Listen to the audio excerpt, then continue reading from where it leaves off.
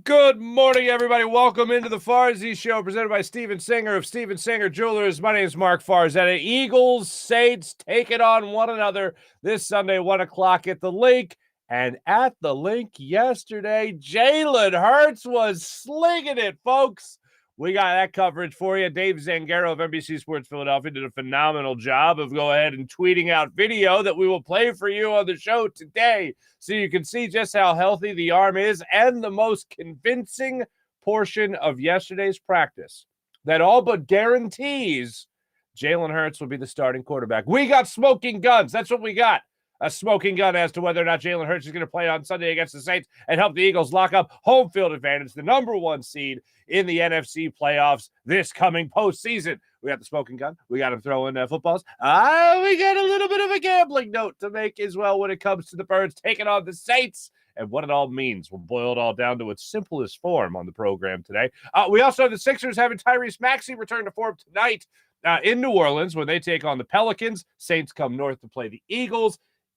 Sixers go south to play New Orleans. So we'll cover that one for you today. Flyers get a victory in San Jose last night in overtime. That's right. Little extra hockey for everybody. Little overtime period. Game winner from Tony D'Angelo, I believe, had it last night. Not too bad. Nice little, do you call it a one-timer? Would you call it a little tip-in? Would you call it not tip-in? Cross-ice pass? Goal. Anyway, Flyers won. Always going to see the Flyers win. And we have another doubter. Remember yesterday? Remember yesterday? Dan Sileo does a fine job, by the way. Not ripping Dan Sileo. I disagree with the comment that he made regarding the Eagles being a one-and-done team. One and done written all over him was the comment that made its way around social media. I believe because now that Elon fella, is that his name? Elon, is it Musk? Is it pronounced Musk? Anyway, he had the thing because he runs this thing called Twitter now, or apparently stepping. I don't know. I see random tweets about it. But anyway, now you can see how many people saw this. It was like 160,000 people saw this, okay? So that gets out there into the ethos, and then there's another, into the ethos, for the people on the podcast. What goes out into the ethos is the Eagles are a one-and-done team. Well, apparently, that's starting to snowball a little bit because now there's a couple of people out there that are now saying the one-and-done thing. And I see a couple of people, that includes the people throughout the season that have been like, the Eagles have a cake schedule. Jalen Hurts can't be the MVP of the league if he's playing against a cake schedule. If he's putting up those numbers, but it's a cake schedule. Why would I care about it? That's not MVP worthy. Okay. So now the new excuse is, well, yeah, they're not that good a team. So once they get to the playoffs, they're going to be a one-and-done type team. Remember the name Ryan Leaf? Remember that name? Went out there with the Chargers, more famous for a locker room explosion. Played for the Cowboys for a minute. Bust is the way a lot of people talk about him. It was Ryan Leaf or it was Peyton Manning. Ryan Leaf or Peyton Manning, Manning or Leaf, whatever it was. So Ryan Leaf is talking on the old Good Morning Football, which is funny because I don't really reference that program, but I've referenced it yesterday, and I'm referencing it again today, obviously. And Ryan Leaf also thinks that the Eagles are a one-and-done team. We'll get to those comments in just a second because the doubters are starting to come around, and that's just fine because the Eagles are in their most natural habitat when they are in the realm of underdog. And although they are favorites going into Sunday against the Saints, and we'll see what shakes out, if any starters are going to play against the Giants, and hopefully not, hopefully because you'll be in a situation where you can rest these guys. Hopefully you don't have anybody playing and the line won't matter. But going into the playoffs, some people might look at this team as an underdog. A number one seed, just like they were in 2017, being underdogs in the playoffs. And a certain someone could be coming back to Philadelphia to face the Eagles in those playoffs, which is also interesting. Well, let's start it off on a positive note. First, Dave Zangaro, NBC Sports Philly, put out a bunch of videos. I put them all together for you so you guys can judge for yourself whether or not Jalen Hurts is healthy enough to play on Sunday against the Saints. Check this out.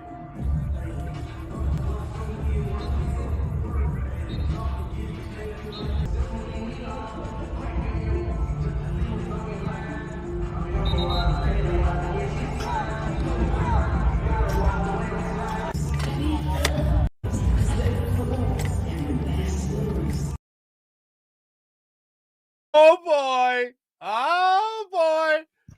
For the people on the podcast, I just showed video of Jalen Hurts completely slinging it. Just slinging it. Just slinging it and slinging it.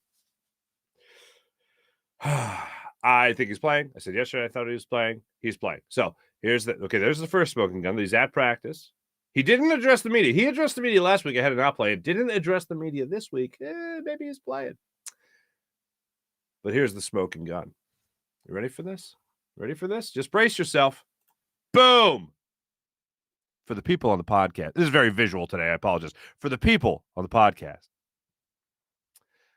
Sean Kane is the producer over at NBC Sports Philly, and he tweeted out this promo to watch Birds Huddle with our friend Barrett Brooks, with our friend Michael Barkan. Of course, Dave Zangaro was on the show as well. And in doing so, by tweeting out this promo, he tweets out a picture of Jalen Hurts high-fiving somebody. And it's not just like a casual high five. It looks like he's really winding up to high five somebody with, yes, his throwing arm, his throwing hand, which, of course, he is using his throwing shoulder. Smoking gun. Jalen Hurts ain't high-fiving unless he is 100%, and he's going to be going Sunday against the Saints. No way, shape, or form. And now, are you ready for the real smoking gun? So here's what we got, folks. Here's what we got. We got Jalen Hurts throwing the rock. Okay, slinging the pigskin. All right, he's high-fiving. And now the line has moved a full point to make the Eagles. Remember, it was 6.5 opening things up. Then it got down to 5.5 yesterday. Now it's back to 6.5. Eagles are 6.5-point favorites to beat the Saints this weekend. That's not happening if Gardner Minshew is your starting quarterback. It's only happening if Vegas receives word, or I say Vegas, everyone who has a sports book nowadays, everyone is getting word that Jalen Hurts is going to be playing come Sunday. Dallas Goedert in the locker room. Mum was the word. Man, I don't know if anybody ever knows what Jalen's going to be doing. He's going to do whatever he can to play. But it was cool to see him out there throwing the ball a little bit, things like that. It was cool. Obviously, everybody was glad to see him out there. Looking good? Yeah, he looks good. Just watching the ball come off his fingers, it looks good. You know at this point who your quarterback's going to be Sunday? Absolutely not. I tried to get a little bit out of Jalen, but he didn't really say much. He just kind of sat in his just statue self, kind of looked, stuck his lips out, nodded his head. I said, I don't know what that means, Jay. So we'll see. It's still up in the air, but whoever it is, I like our odds.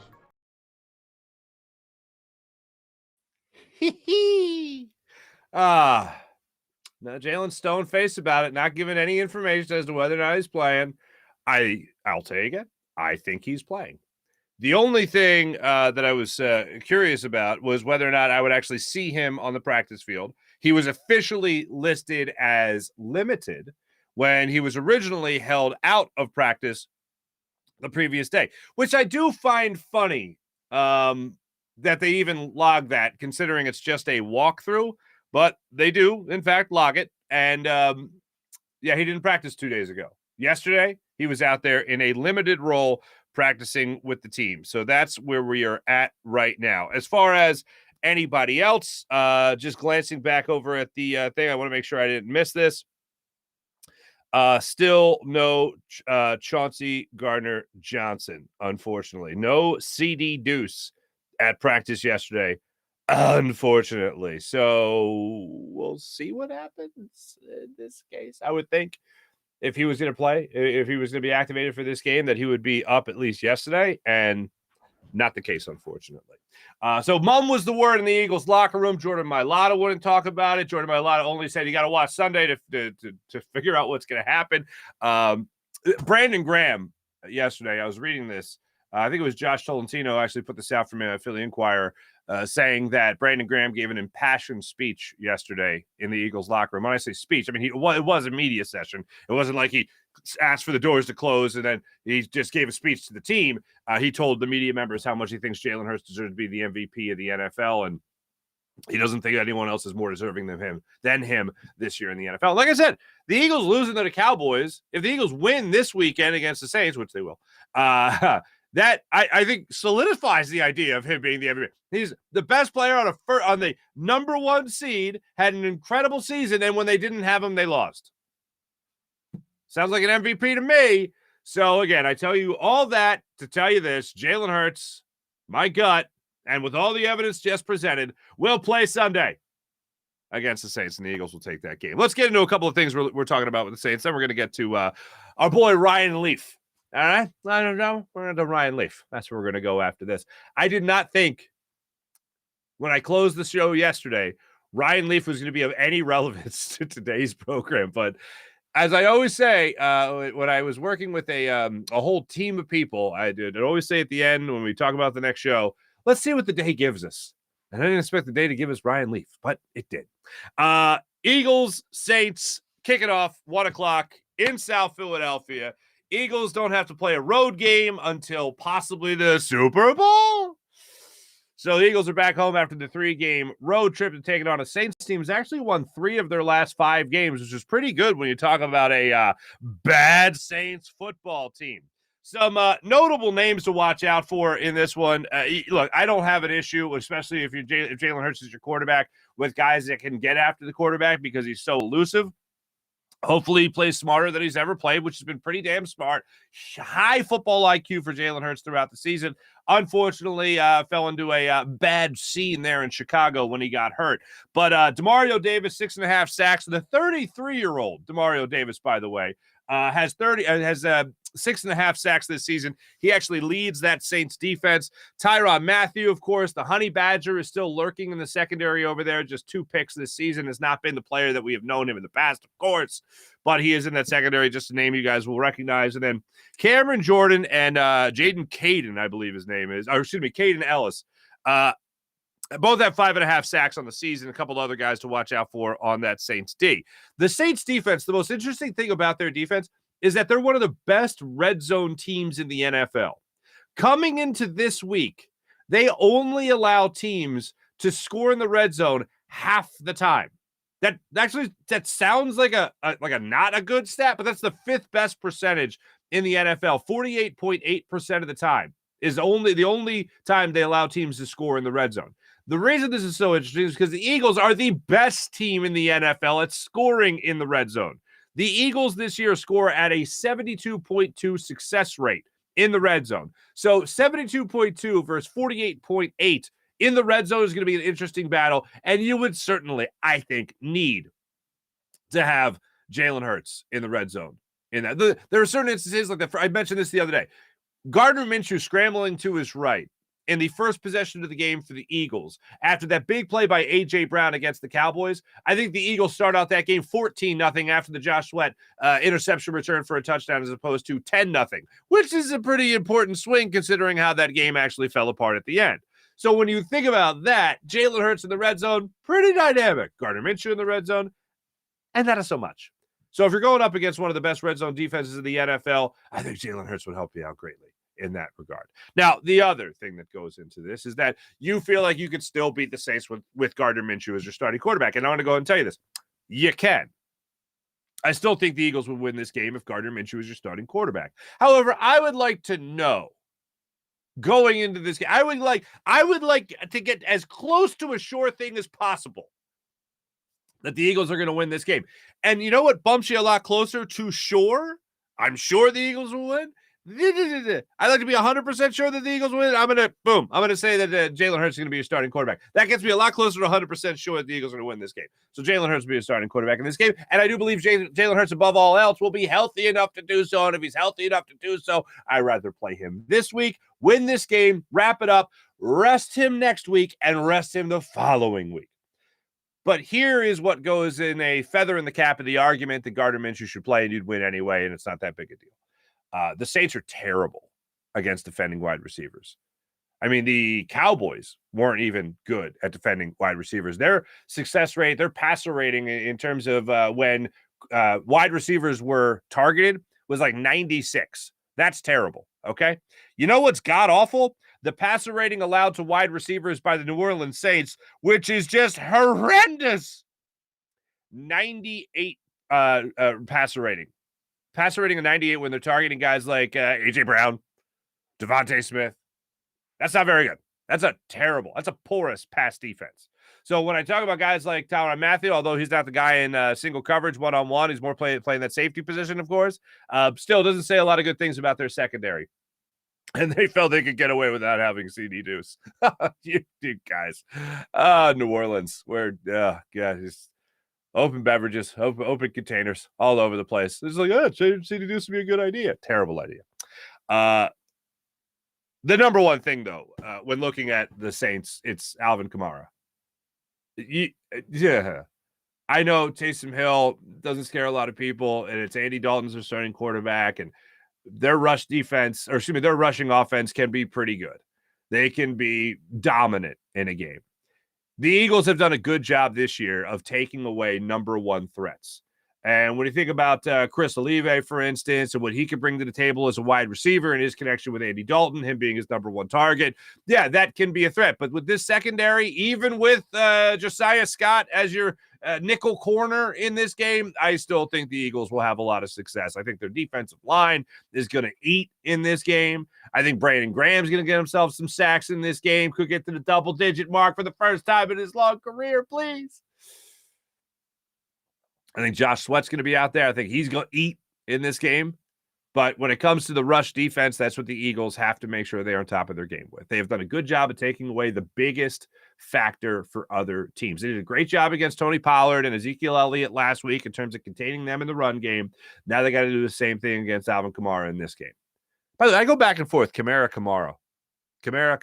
I go back and forth. So, Miss Kuzi. But that's the number one thing. And also be ready for whatever they're going to throw out there on the table with Taysom Hill.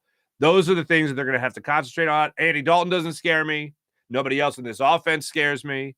And when it comes to just stopping Alvin Kamara, that's the number one guy, and that's obvious. How the Eagles do that, Jonathan Gannon, I think, will be more than up to the test to do that. If he was able to do it, really, ever since the Eagles played the Titans and were able to contain Derrick Henry, they've done a phenomenal job against running backs for the most part. And I'd like to see them continue doing that. They face a guy like Justin Fields. It's a little bit more difficult to contain that quarterback and his scrambling ability, his ability to buy time, and his ability not only just do that, but do similar things that Jalen Hurts does, was you always have to think about him taking off and not just the running back. So the Eagles, for the most part, have done a good job ever since taking on the Tennessee Titans in that regard. And I think they'll do the same thing in this week. Give you my prediction at the end of the show. But as far as that run defense goes, Eagles, 4.6 yards per carry is what the Eagles have allowed so far this season. That is not that good. And when the Saints do run the football and run it well, and I kind of balk at this stat a little bit, just because if you're running the football, odds are you're winning. So you're going to get yards. But when the Saints run the football well, they win. In games where they've racked up over 130 yards this season, they're 5-1. I don't think they're going to get to 130 yards in this game. So I'm going to go ahead and assume that they're not going to. Get out early, make them throw, make them make mistakes, have them go after. Look, if you're the Saints, you're going after Josiah Scott. You're going with a spread offense. You're going 3 wide receiver sets. You're making sure that Josiah Scott has to cover somebody, and you're going to try to exploit that. Andy Dalton's not a terrible quarterback. I just don't know if he's got enough time on his feet to be completing those passes. So it's going to be up to this defensive line to really, I think, dominate this game and help out that secondary so they don't need as much time to cover. Let's put it that way. So I got the Eagles winning this game. I'll give you my official prediction at the end. Now let's talk about some haters. All right. I mentioned there are people out there that are talking about the one and done idea of the Philadelphia Eagles. I wish I had a hot take meter for how many things Ryan Leaf said that were just piping hot takes. But just so you know what's out there, Ryan Leaf, second overall pick after Peyton Manning, in the 1998, good God, the 90s, folks, the 90s. I saw a TV VCR yesterday.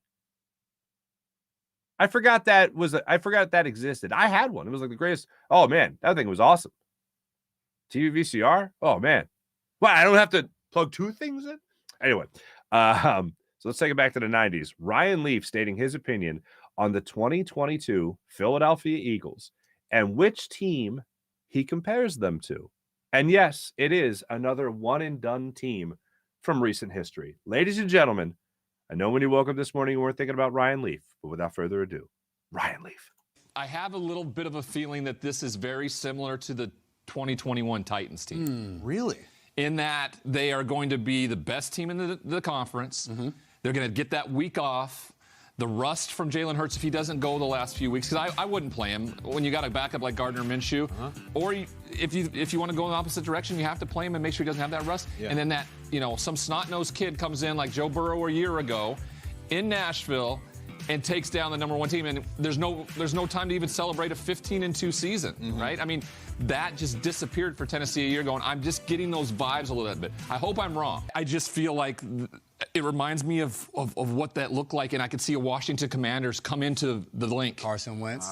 And not if that happened, I'm talking about like a couple weeks ago. That kind of mindset where Washington walked in on that night first loss, and just beat them down. Okay. I could see a team like Tampa Bay gets a win in that wild card round against, let's say, the 7 seed, which could be Green Bay, right? Well, and Aaron Rodgers or Tom Brady walk into the link and go, "Hey, kid, love what you've done, loved your work, not really interested in seeing you move forward and doing something." They're so good. Beat them last year in the playoffs too. Yeah, and that was a good learning experience for Jalen Hurts and the Eagles.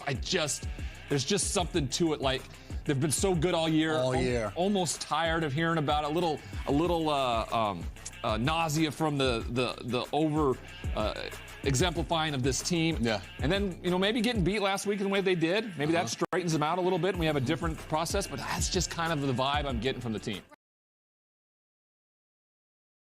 I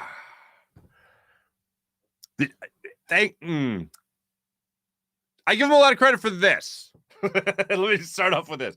I give him a lot of credit. Oh, then I have a phenomenal Ryan Leaf story. But I give him credit for stopping the interjection of Carson Wentz coming in to beat the Eagles, because that's where I thought he was going as well. The second round of the playoffs, Carson Wentz comes into Philadelphia. They face a Commanders team with Carson Wentz, and they lose to Carson Wentz, because I thought that's where he was going with it, and the interjection thought the same thing. Whoever it was interjecting, or maybe it was Kyle Brandt. And he was like, no, I'm not talking about that. I'm talking about when they had the 5 turnovers against the Washington football team, the Commanders, in their first loss of the season. That's what I'm talking about. And I'm like, oh, okay. So basically they beat themselves. They come in, they overthink, they try to do too much, they turn the football over, and they can't win the game. Just like they did against the Dallas Cowboys, they didn't win the game because they turned the football over. There's no excuses there. And they made boneheaded plays. 3rd and 30 is the best example of that. The boneheaded play that they made on the football field, blown coverage by Josiah Scott, and that is what it is. But the idea that the Eagles needed humbling. Maybe a loss to the Cowboys. That's what he said. Maybe a loss to the Cowboys straightens them out. Seriously? This isn't a team. This is a team that I have said many times, even when they were undefeated, they are the hungriest undefeated team I've ever seen. There's nobody feeling themselves in this locker room. There's nobody saying, well, the Saints are here, so they're done. Like, if you go and you listen to this team, I guarantee you this would have been a game. This would have been a game where nobody was asking Jalen Hurts about the Saints, and he would have said, somebody can ask me about the Saints. We're going to go through this for a 3rd time this year. I think they're going to ask him about the Saints. I think that's what's going to happen. I think they're going to ask him about this defense. So I'm just bonkers, absolutely bonkers. When it comes to people doubting this Philadelphia Eagles team, because they have given me no reason to doubt. Every team has bad games, sure. But to compare them to 21 last year's Tennessee Titans team, who was 12-5 last year and had a middle-of-the-road offense, at no point the best offense in the NFL, with Ryan Tannehill as their quarterback, in no way, shape, or form reminds me of this Philadelphia Eagles team. That is a bold, blatantly hot-takey prediction by Ryan Leaf. But I just want to let you know it's out there, just in case it starts to snowball even more. And the reason, look, if the Eagles didn't embrace this underdog, everyone's against this mentality as much as they did, if they didn't win a Super Bowl with that idea, right, I wouldn't even think twice about it. But I want this stuff out there. I want this stuff to grow, because there's no better version of the Philadelphia Eagles, for whatever reason, than the underdog version of the Philadelphia Eagles. They were perfect. And they were talking about every team that was going to be coming into town as if they had just won 10 Super Bowls in a row. The ultimate respect. Like that thing that every NFL coach tries to sell their team on, the word respect. That team doesn't respect you.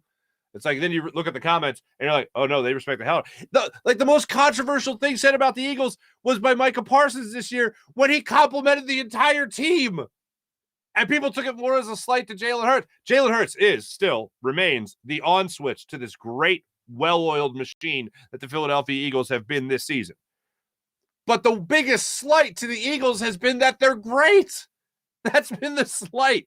It's Micah Parsons saying, well, is it Jalen Hurts or is it the team? So he's saying everybody's awesome. It's been a pretty good year as far as that goes. Other than that, maybe Jalen Hurts not getting the MVP, a pretty big slight. Maybe that. But man, I'll say this. You watch this team, you listen to what they have to say before the games, during the week, after the games. And this is a very humble team that does not need anybody else, especially, yes, after a loss, doesn't need any extra added motivation, but they'll find it. Like Michael Jordan saying, I'm going to kill that guy who just told him, hey, good game. I'm going to kill you. What the hell? Sportsmanship? No? Frowned upon? Okay. This team has been a blast to watch, and I have zero doubts about where their focus is going to be this year. Can they have bad games? Sure. Can they hit a little bit of a wall? Absolutely. But I just don't see it happening. I don't see them being a one-and-done team in the playoffs. I mean, I'm not scared. Like, as good as the 49ers are, I'm not scared of the 49ers. As good as Washington has played recently, I'm not scared of them. I'm not scared of Carson Wentz in a big moment.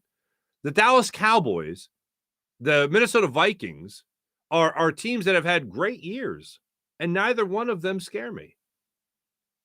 Justin Jefferson's hell of a wide receiver. Yes, it would be tough to shut him down, but he's had games where he's gone off, and they've had losses. They've had a great season. A lot of miracles for that Minnesota Vikings team this year.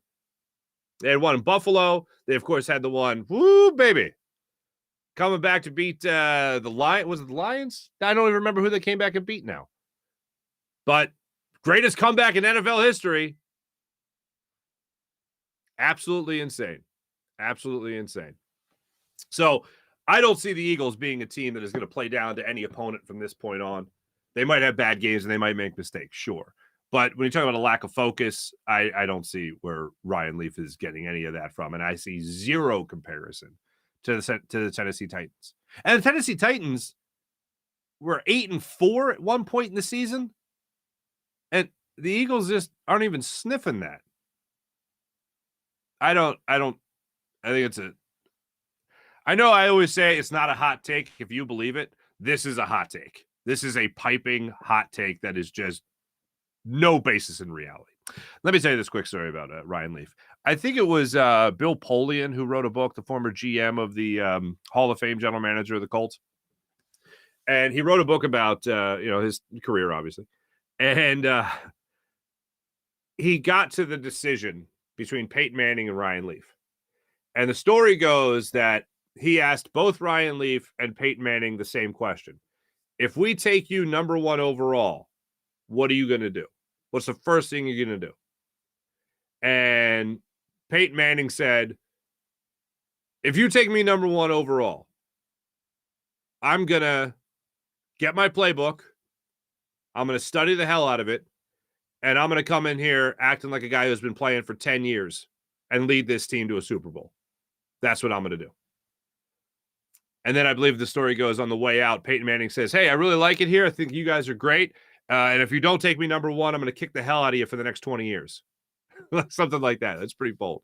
So that's what Peyton Manning. That's how Peyton Manning answered the question, what are you going to do if we draft you number one? They asked Ryan Leaf the same question. What are you going to do if we draft you number one overall? And Ryan Leaf goes, hell yeah, I'm going to call my boys and we're going to Vegas. Ryan Leaf went second. And Peyton Manning went first. Peyton Manning wins 2 Super Bowls, Hall of Fame career. Ryan Leaf blew up at a reporter, and that's the most famous thing. That's the most famous thing he's known for. So that's that.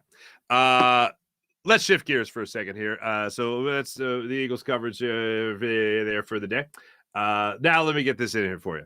76ers are back at it tonight against the New Orleans Pelicans. Tyrese Maxey expected to make his return tonight. The Sixers have played really well as of late, as you guys know. They won 8 of their last 9. They're going to start another winning streak tonight which would be nice to see. Maxey is going to be interesting here with as well as the Sixers have been playing, as well as the Sixers have been playing, as well as James Harden has been playing. I want to see how he gets back into the mix with the Sixers' big three. And then I want to see not just how healthy he is, how it'll get back into game shape, and we'll see that over the next couple of weeks, but how Tobias Harris fits into this whole mix. Because Tobias Harris has done a really solid job in recent weeks without Tyrese Maxey in the lineup. And I said the other day when he went 0 for 4 from beyond the arc, like that is abnormal for a guy who has become a versatile 3-and-D player. And when I say 3-and-D, as I've told you before, I don't just think of a guy playing great defense and knocking down threes. When I think of a versatile 3-and-D player, I think of a guy like Tobias Harris that can also drive the lane, get layups, get fouled, get the N1, go to the line, and play that version of basketball as well. I don't just think about a guy who's going to play tough defense and then camp out on the perimeter. I don't think that's the case for this Sixers team, and I don't think that's the case for this version of Tobias Harris. But what we have seen from Tobias Harris after the last 2 months, I think, is a guy that can continue to play that style and that versatile defense, that versatile offense, and that defensive skill set as well, and continue to play that way with Tyrese Maxey in the lineup. I don't think we really saw that. I think we see a lot of Tobias Harris disappearing. And yes, I think the scoring numbers will go down. You're not going to see him score close to, 17 or 18 or 19 points per game. You're going to see that back down to about 14, 13 points per game. You're going to see that lower number for Tobias Harris. But if he hits them threes, capitalizing on an opportunity, he might be able to maintain that type of scoring average.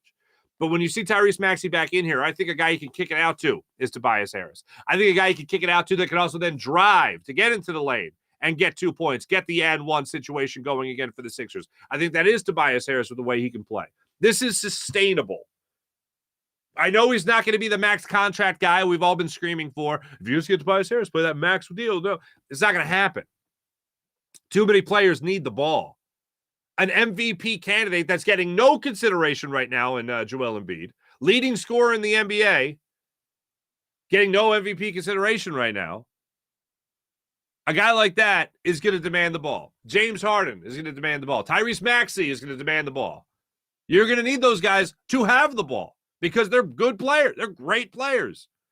Tyrese Maxey working his way up to that reputation, of course, in the NBA. Tobias Harris is going to be fourth fiddle.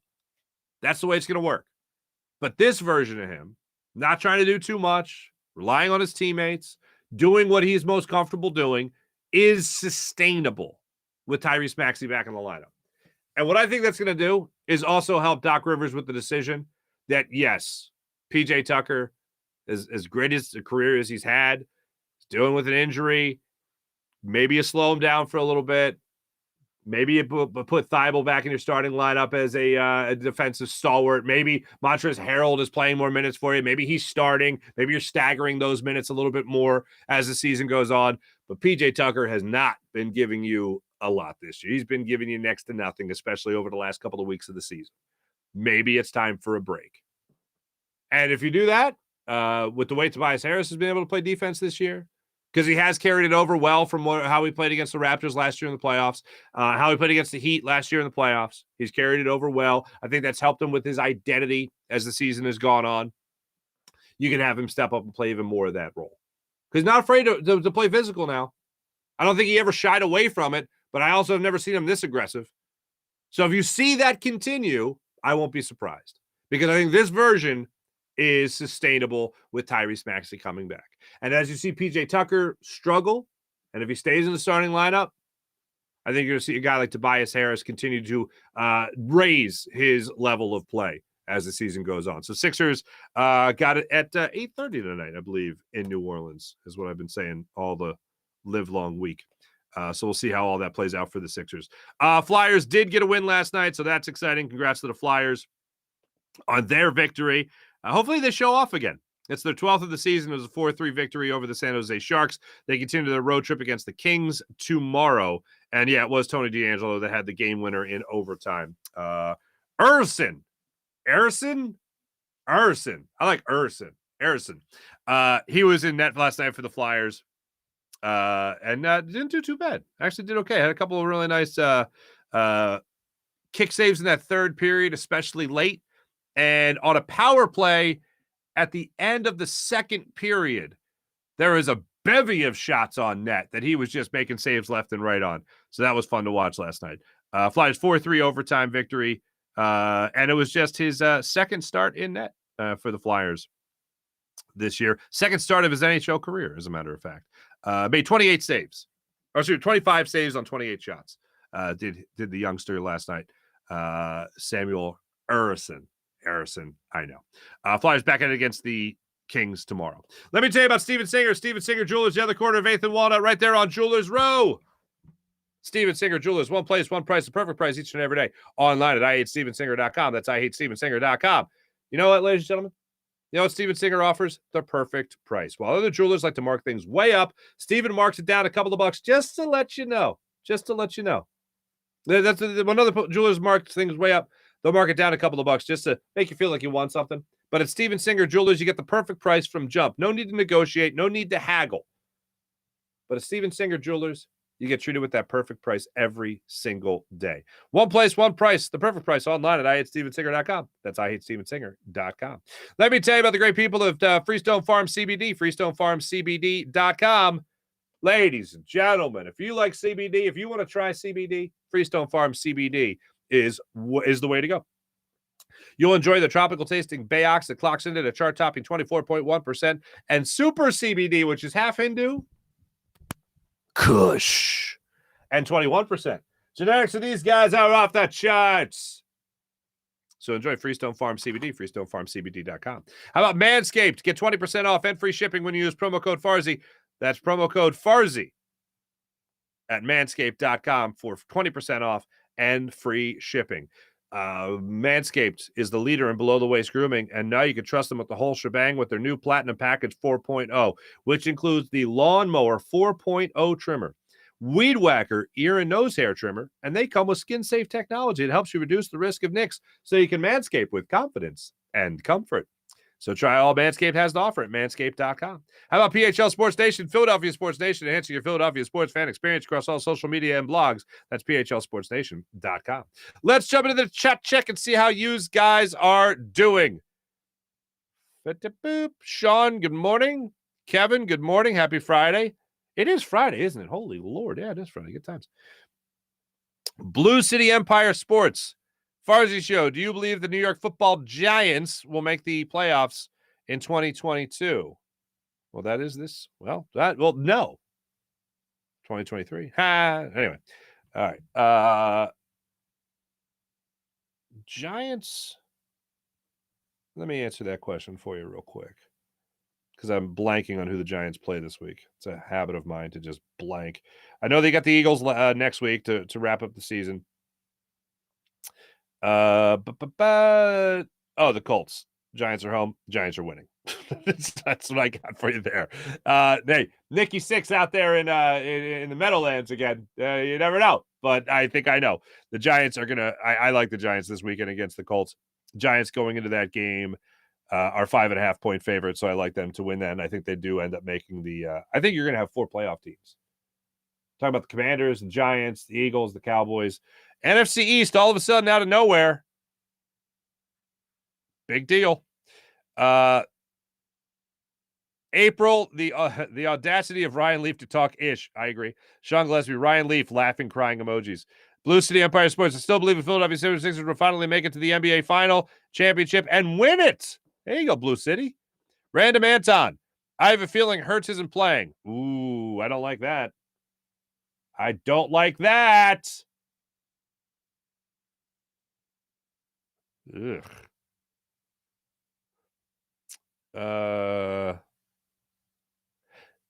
So the idea of him not talking, there's 2 things that I think are big feathers in the cap of him not playing.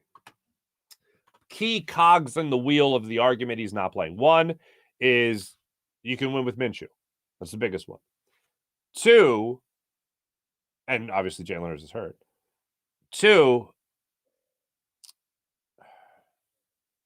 he didn't talk. And if you're Jalen Hurts and you're not playing, do you really want to talk to the media again? Because I wouldn't. Don't put me up there. You know what questions I'm going to ask, or I'm going to be asked? I don't want to have to lie at all. But I think he's playing. Bottom line is I think he's playing.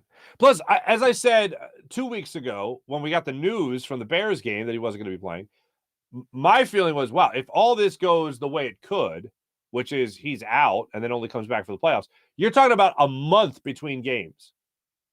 You're talking about a month between full practices. I don't like that. I don't like that even a little bit. I don't even like resting guys for an entire game at the end of a year, unless there's an injury issue like Jalen Hurts is going to have. And even if he's 100% healthy going into this game, I wouldn't want him to play at all next week. But if he wasn't injured at all this season, I would still want him to go out there and take a couple snaps against the Giants. Well, you could get hurt. It's football. You can always get hurt. You get hurt in the first quarter of a playoff game, like Carson Wentz got concussed against the Seahawks. It happens, unfortunately. But I believe in keep playing. Keep playing. So my hope for this game is the Eagles explode in the first half. It's not a game in the second half. Gardner Minshew's playing the majority of that second half. Maybe you roll Jalen Hurts out there for a few snaps against the Giants, which I doubt. They're not going to do that.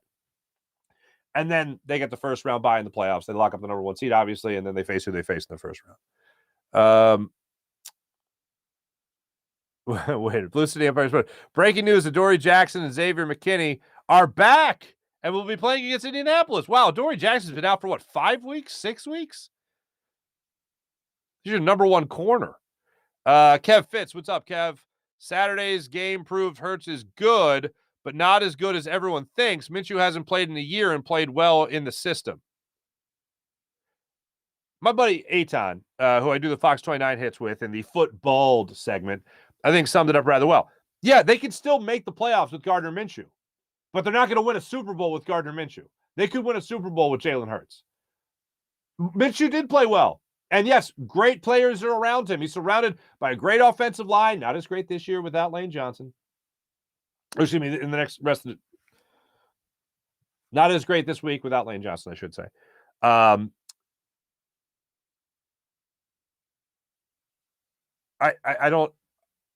don't get how Saturday's game, Kev, took away from Jalen Hurts. The bottom line is they lost. I think if anything, it added. I understand that, yes, the system is good. The players around him are great. But the way I've been saying it since the comments got made by Micah Parsons is that Jalen Hurts is the guy. He's the on switch that makes everybody else go. They win that game if Jalen Hurts is playing. I have no doubt in my mind about that.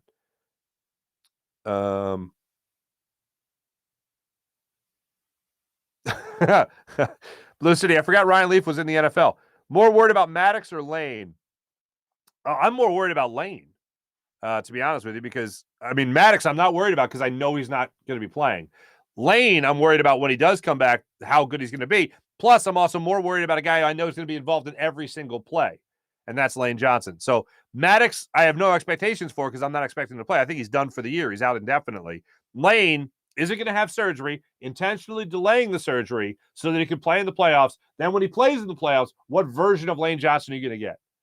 Plus, if Jack Driscoll doesn't work out, then you know what else you have to do? You then have to kick Jordan Mailata to right tackle, and then Andre Dillard has to come in and play left tackle. So now you have 2 guys not nearly as familiar with those positions. So I'm much more worried about Lane Johnson.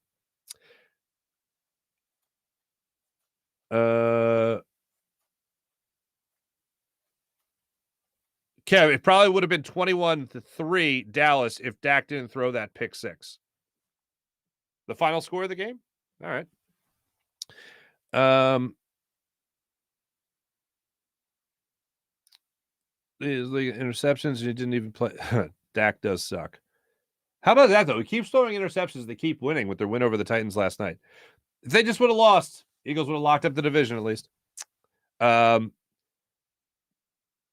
Team definitely plays better with Hurts. I agree with that, April.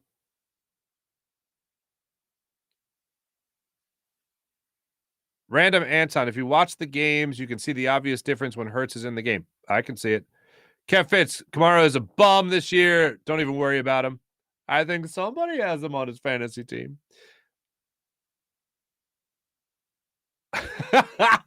April, I want to know how the hell Ryan Leaf got a TV job. I don't think he has a TV job. I think he's just a guest. Random answer, bro, Tannehill ain't Hurts. Enough said. I mean, really, that's the end of the argument right there. Sean Gillespie, Leaf is basing his opinions on last year's Jalen Hurts with him on probable rust for the whole team. Here's the deal, though. I thought about this as well. Did he say Tampa Bay? I think he said Tampa Bay also could come in here and beat the. I want Tampa Bay. I would love to see Tampa Bay because I'd love to see Todd Bowles try to do what he did last year against Jalen Hurts. Try to do it this year. Please try to play against last year's version of Jalen Hurts. Pre-snap reads, reading defense, wasn't happening last year. Certainly happening this year.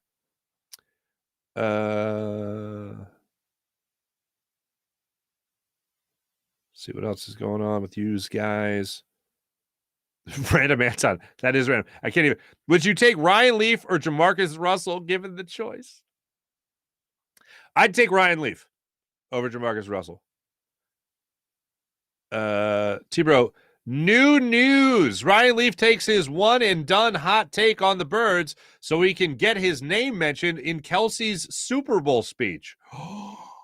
Love it.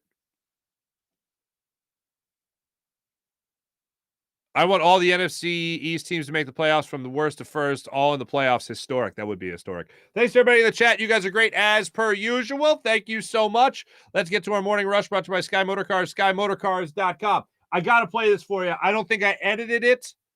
Wow, I actually said that correctly. But I have to because the Eagles do a great job every single week of miking up players. And Smitty, our man Devontae Smith, is a real mild-mannered guy.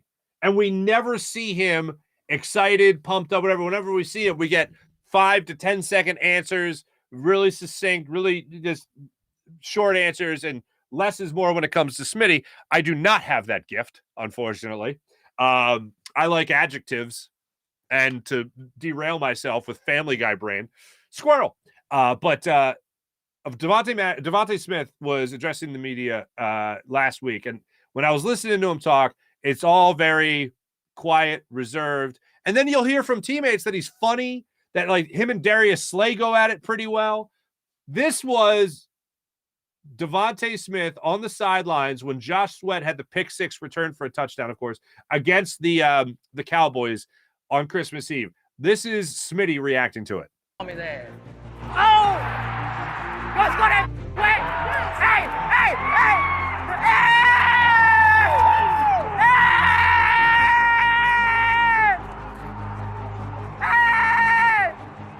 Hey, boy! Hey! That's the play, boy! That's the play I'm talking about! I take that right there. Come on, Big Sue. Work up from there. Oh, good. Love seeing the other side of guys that we don't get to see too much, of course, when they're just sitting at a podium or sitting in front of a microphone. That's pretty awesome. Here's my official prediction for Eagles Saints Sunday, 1 o'clock, South Philadelphia. Eagles will win this game with Jalen Hurts as their starting quarterback by a score of 31-14. 31-14. The Eagles beat the Saints on Sunday. They lock up home field advantage in the postseason and the number 1 seed, of course. Thanks for watching. Thanks for listening. This has been the Farzy Show presented by Steven Singer of Steven Singer Jewelers. One place, one price, perfect price online at IatStevenSinger.com. Hope you guys have a wonderful weekend, of course. Jim Hyden produced the program, did a wonderful job. This is a Buzz Sports Entertainment production. Hey, if you like me, more of me on Fox 29 today for our Foot Bald segment. Thanks, everybody. Have a great rest of your weekend. Bye.